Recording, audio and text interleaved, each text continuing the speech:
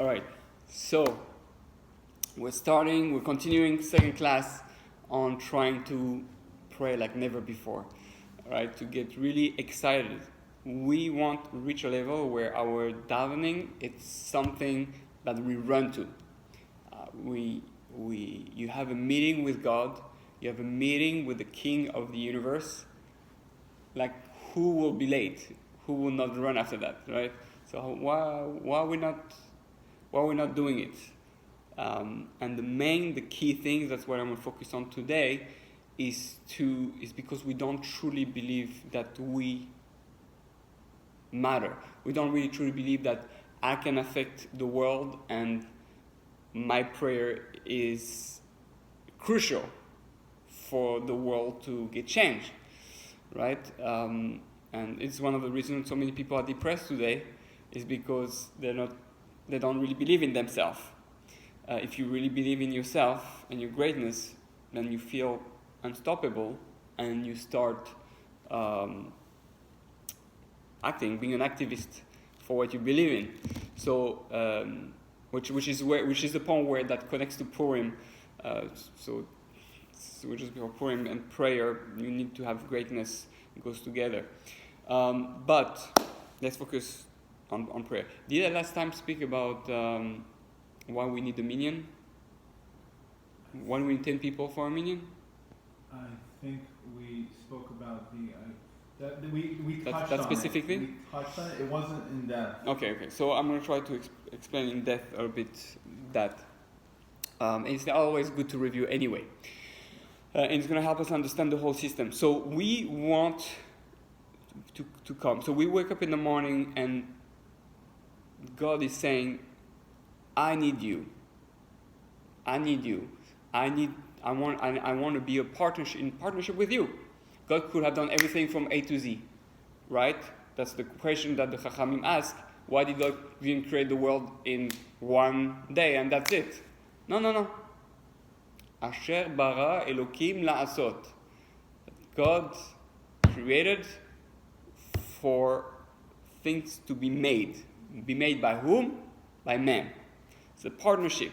The Friday, God didn't create man, and man had to finish that last piece, make bepatish, and then be able to enter into Shabbat with something that he had brought on his own. But what? He was lacking something. He went to hide. You make a mistake. If you're really strong about it, you believe in yourself, you make a little mistake, you don't go run, hide. Oh, I'm Mr. President. Oh, I made a mistake. Oh, no, I don't want to be president anymore. Did you ever hear a president do that? No, you can't be a president do that. Make a mistake. Okay, let's fix it, do it, and then let's continue the presidency, right? So that's a bit what happened with Adam. So what happened is that God created the world with 10 energies, with 10 powers. So those 10 steps are for us to use, for us to reach Him. This is what I'm going to show a chart after, right? Actually, there's one thing I want to show already. So to be clear. So you have the Big Bang, God creating the world, 10 steps until we reach Earth as it is today, right? Physical, from spiritual to physical. So God made those 10 steps, and we are here, God is here, and we try to all bring down all the way down, which is really the main avodah of prayer, especially. We can also go up, but the goal is not really to go up. We want to bring God down on earth. Hashamayim shamayim lashem, v'aret nasan lipnei adam. So God gave us the earth, but we want to bring God with us on earth. So those are the 10 steps. And everything in the world, the whole structure of creation is based on those 10 steps. Now, our entire Siddur is like an electric current, electric circuit, right? That enables that whole system to be activated and bring God down here. to bring the shefa, the flow of energy, goodness into the world, the spirituality into the world.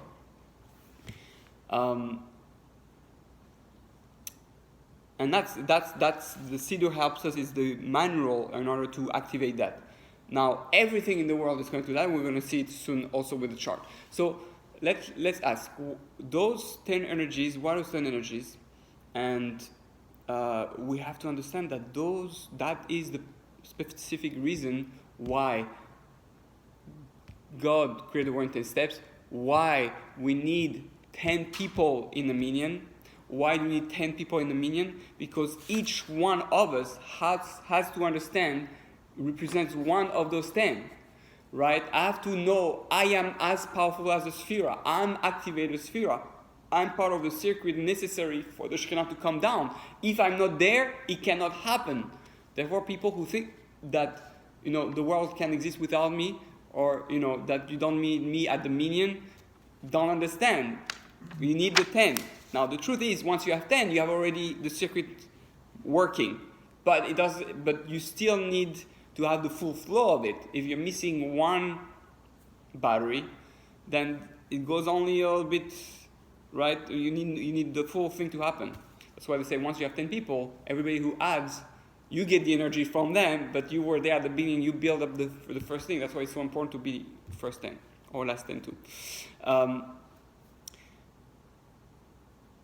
So we're like spheres. A sphera is the energy, a vessel of energy that receives the energy and pass it down. We have to understand we are here to act like the sphera. I download the energy and I bring it out. It can be through learning or through praying, and I'm able to make that reality real. So let's understand why the 10 spheres, or how they work, why we have 10 fingers, why there are 10 plagues, why Abraham had 10 tests, why the Jews were tested 10 times in the desert, why there's a lot of 10. Why the 10 Commandments, and all the 10s that exist in life, or 10 toes also, all connected to that. Okay, so here's the chart. Here, it's designed it myself, fancy stuff. Okay, you can see it. Like that. Well, keep it like that. All right, like that everybody sees. Okay, so everything, we have the 10 Sefirot. Every sphere has a different type of energy. The world is made out of all those energies. So now what does that mean? We know that Baruch She'amar v'haya olam, God spoke and the world came into being. Right? Now what does he say? It doesn't say Baruch She'mechashev, or right? So basically who thought and the world came into being. No, it had to be through speech. For us to understand that the way to activate the world, the way to change the world, the way to communicate, the way to connect to people, to make a difference, is through the power of speech. That's why Lashon Hara is so powerful, because it's connected to speech. If we don't speak, the Satan cannot attack us. We know that, right, from Tanakh with David HaMelech, that when nobody speaks Lashon Hara, even though you might do Avodah Zarah, the Satan cannot accuse you. There's no voice to the Satan. Once you speak, danger, because the Satan can attack you. So you have to be careful of your power of speech. Now, how does the power of speech work, and how does the Siddur connect to that? So we see there are the 10 powers that God created the world, it's like the table of elements. It's called table of elements. The periodic table of elements. This is the spiritual periodic table of elements, and there are 10. Now, how are the 10 connected? We see there are lines connecting all those powers that enables us to show how the energy can flow down from all the way from heaven down to earth. How many lines do we have in total connecting? 22. Those are the 22 letters of the Hebrew alphabet. The reason we have 22 letters is not just a random number. We know there's no random number. Everything is calculated because every letter corresponds to one flow of energy, one connection. Which means that each time we make a letter sound, now this is also the vowels. The 10 Sefirot correspond to actually the 10 vowels that exist under the letter. We take, let's say I said the word ahava. So you have the aleph, hey, and bet. Those are the 4 letters, aleph, hey, bet, hey. So what's happening is that when I say the word ahava, like a meditation, but it doesn't have to be meditation, I'm activating love and awe, chesed and gvura, connecting it to chokhmah, which is information, wisdom, and to keter, the crown.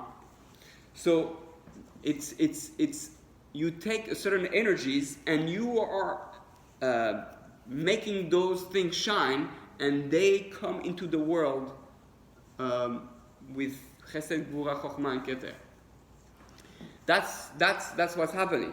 So the whole Siddur is a code of spiritual energies, vibrations. We know that everything works vibration, everything is energy in the world. Today we know that. So when I say the words of the Siddur, which is the Lashon HaKodesh, which is the Hebrew words, I'm activating those 10 energies in different ways, and because it's the language of creation, those energies become activated and go into the world. Now we know that if you speak also in other languages, it also does something, because there are also sounds and vibration. But this is the root, the original energies. So that's why I know some Mekubalim, they say, if you speak that language, it's tameh, meaning the circuit is not clean completely, especially the language used for a lot of bad words or whatever. But originally, all the sounds and vowels and letters all come from that originally. Now, this is the first step to understand the why prayer works, why your words works, why the vibration works. I want also to mention that this is from the book from Rabbi Zamir Cohen. Okay, in there he explains, and you can find it online on YouTube, all that they are. Put it in the back like that, makes it nice. Okay, that they are the effect of sound waves on matter, right? And we know that when you take water and you have certain meditation with the sound of the words, it affects the water. And that's why when we make a blessing, it's so important, because the blessing is not something you say just like that. It also changes the nature, the molecule of water, and gives it different shape, right? If you say this one is like, if you say, if it's exposed to a certain word, even symbol, because every letter has a symbol, the shape of the letter also has a significance, and therefore the sound, the shape creates something beautiful, and if you say something negative, usually it has more type of ugly type of thing, right? Now, same thing, experiment was made with blessings or curses, that if you try to grow plants and you say blessings on it, or positive words, you talk to them, then it's going to grow faster than those who are cursed or not talked to, or that. And we know there are fields, there are places in the world where they speak to the fields of plants. And we know today even that plants react to people. There's another thing inside about plants reacting. So this to say that our power of speech is very powerful, and that when we pray, we are activating those powers. Now, one thing connected to that, although it's not the goal of today's thing, but to understand really, since we're talking about the 10 Sefirot, to understand the whole goal of prayer is to reach the moment where we are in Shmoneh Esrei. Everything before Shmoneh Esrei is a preparation, so that when we reach the moment of Shmoneh Esrei, we have reached the level, we are energized enough emotionally and intellectually that we have that we're ready to activate those 10 Sefirot. And that's why, if you read in the Siddur, right, actually, that's only in Sephardi Siddur or Mekubal Siddur. Ashkenaz don't have that. What can you do? But I guess they know it by heart. So after each blessing, at the end of each blessing of the Shmoneh Esrei, at the last blessing, we said Baruch Atah Hashem, and then something. You have the name of God that we don't pronounce. We just say Adonai, but instead of Yud Kei Vav Kei. But we say there is the vowels, different vowels, 10 vowels, corresponding to the 10 Sefirot, and every vowel is going to give you which Sefirah you're trying to download. So you are there at Magen Avraham. So there I put here on the chart what every bracha is. So it starts here. Avraham, it corresponds to the A vowel. So you know you're active when you say Magen Avraham, you're activating Chokhmah, you try to bring Chokhmah in the world. So you think, I'm saying Baruch Hashem Magen Avraham, I want to bring down Chokhmah. Then I go there, which is Mechaya Mitim. Mechaya Mitim corresponds to Bina, the vowels of Bina. I have to write the vowels on that also. And when you say Bina, you say that blessing, you think in your mind that you're activating the sphere of Bina and downloading it. So that's what we have to do in the Siddur when you want to pray a little bit like a Kabbalist. After you understand the basic understanding of the words, obviously, we don't want to jump to that without thinking. But the goal is not to become a Kabbalist. The goal is to understand what's happening beyond even our understanding. Just because you say the words and you say those sounds and those vibrations, you have to understand that each blessing corresponds to the 10 energies, and that when you finish your Shmoneh Esrei, you have downloaded a whole thing in the world. And that's why it works. We know that this represents the world, but we know also that the human beings, right? Have it here? No, I don't have it here. That human beings also correspond to that shape of the 10 Sefirot. And I forgot to mention at the beginning that we know scientifically today, what do they say? Right? If you go in a science magazine or that, they say today there are 10 dimensions. There's a grand unifying theory, right, that unites everything. The theory of everything, also called TOE, the belief that the universe is made out of 10 dimensions. I took it straight from a scientific book. And it's an attempt to reconcile the standard model of particle physics with the existence of gravity. Right? And you can go, here I have the list of the first dimension, what it is, second dimension, and you go through it and you realize that, hey, science is catching up and telling you that, you know those 10 spheres that we have been speaking about for 5,000 years? They're there in physics. You can't even study it, still abstract, but they're there in physics. So this is the power you have. You have the power to affect all of creation, and when you pray, and this is something that we have to understand, how how do I make it to work on the highest level, the more you believe. Because your prayer depends on two things. It depends on your emotions and it depends on your belief. The more you have emotions, the more you're able to have the Tinukune Zohar says every word needs wings. What are the wings? There's a right wing and a left wing. What do they represent? Ahava and Yira. Not fear, love and fear, but love and awe of God. You're amazed. So each time you say a word and you have emotions, it brings to the word wings, and the word is able to go up.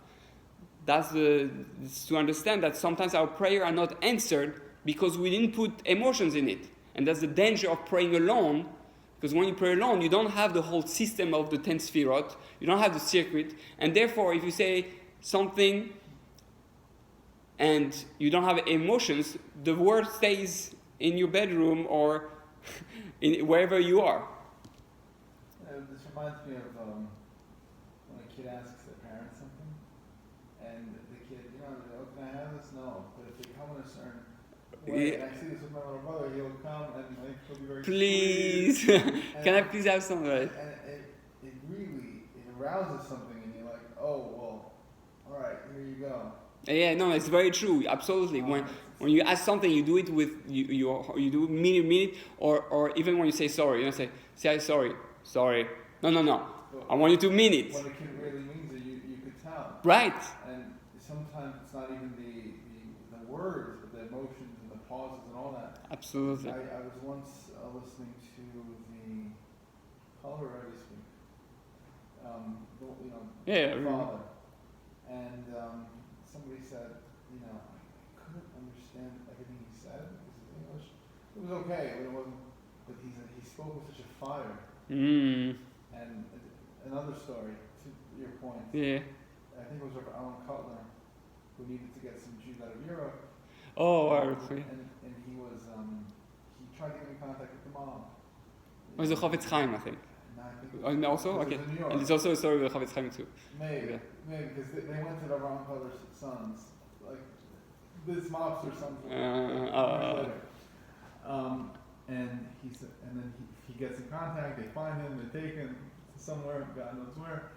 And then they open the bed and says, "What does he want?" And he starts talking in a fiery Yiddish, and nobody understands what he's saying. Right. But he's like, "All right, stop. What's going on?" And then they're trying to explain to him.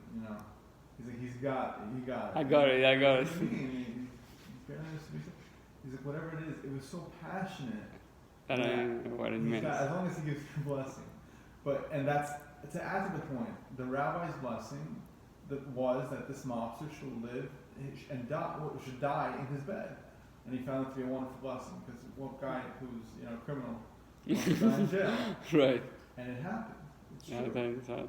And it's a powerful thing.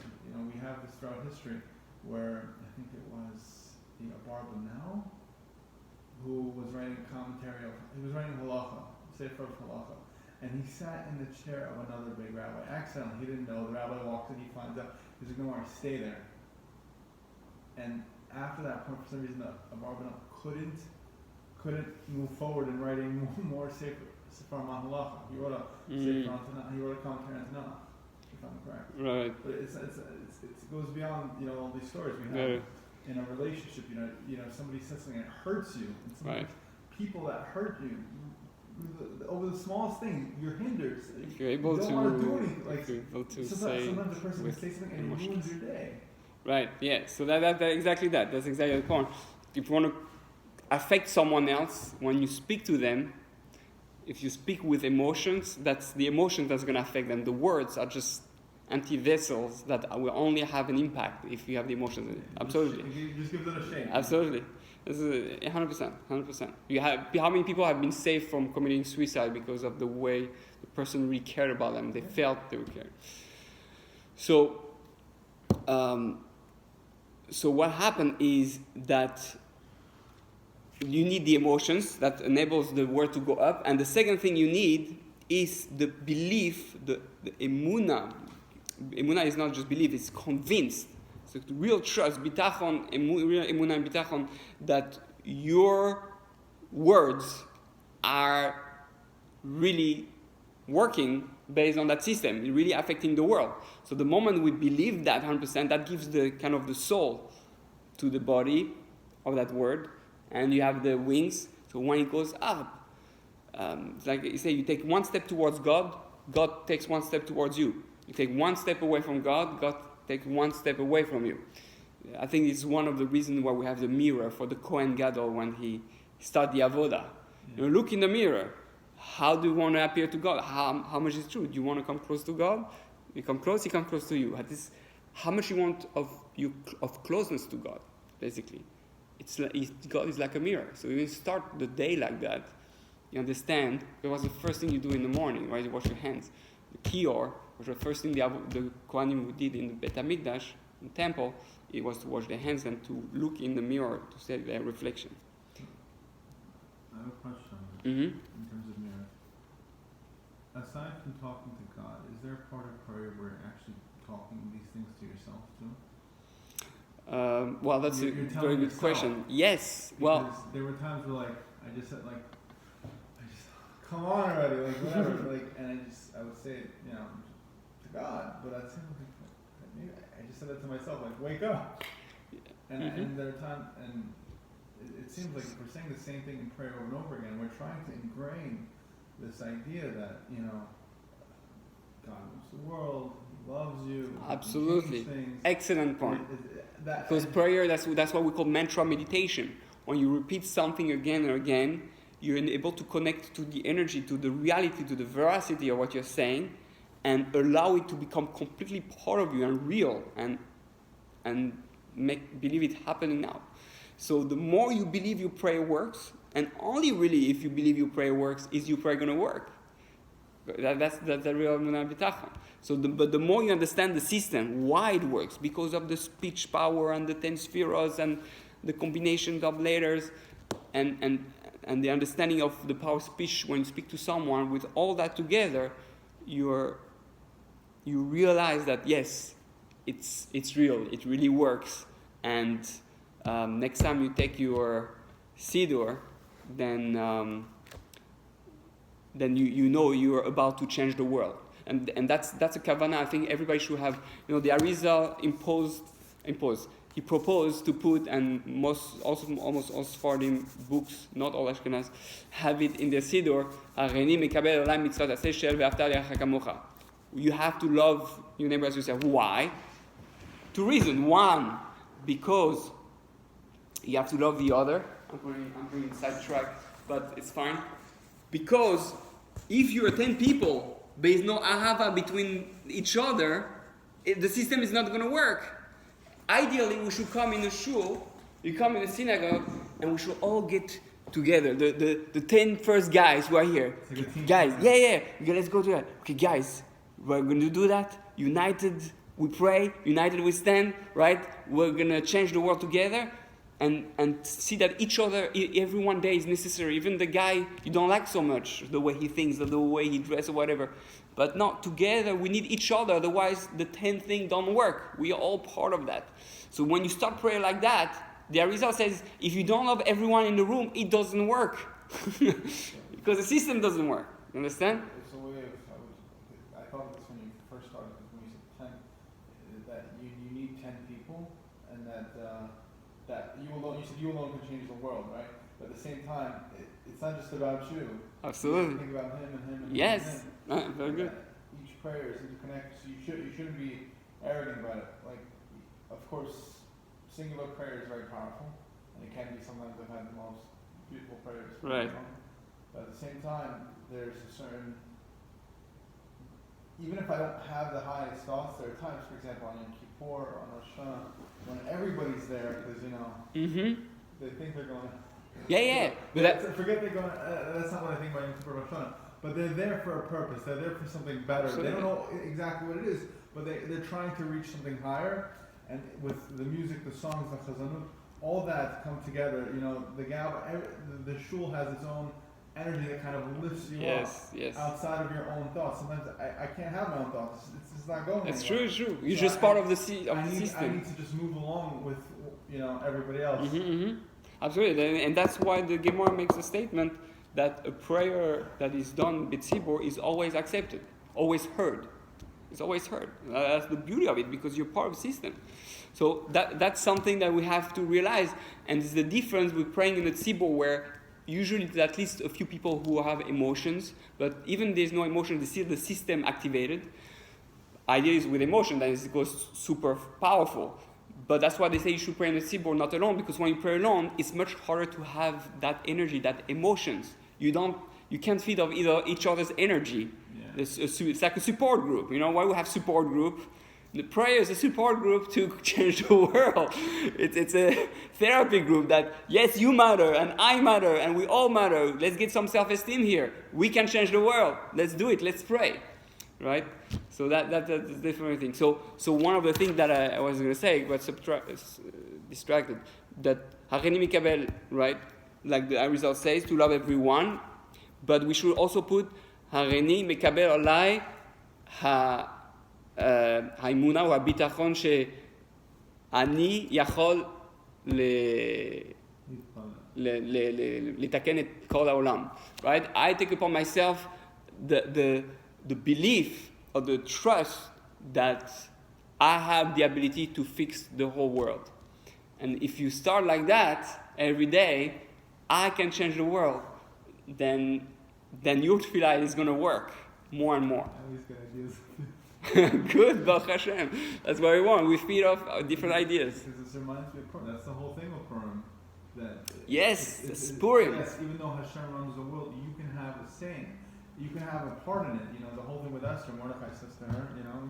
Yes, if not for you, right? Yeah, you have a choice that either happens or it doesn't happen. If you don't want to be part of the 10, there'll be another one who's going to come to complete the 10. So you might as well be a part of this, because otherwise, your uniqueness, you're going to miss out on your special moment over here. Right, absolutely. That's exactly Purim. And that's now we're going to do a class on Purim. I'm going to stop that to start on Tefillah, but this Tefillah class fits perfect to the Purim idea. So see you soon on the Purim channel.